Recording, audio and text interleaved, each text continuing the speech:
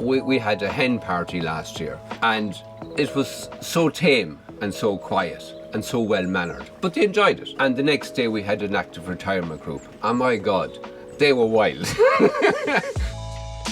Hi, I'm Mark. I'm the skipper of the River Queen. We provide cruises on the River Shannon from April right through to October for all types of groups. We had a christening and a scattering of the ashes, school kids, active retirement groups, hen parties, and then everything in between. So we've been offering tours on this for, I'd say well over 30 years.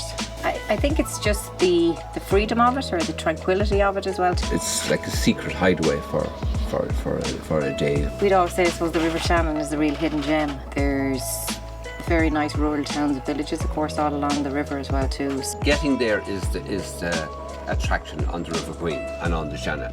Whereas on a tour bus, it's getting to where you're going.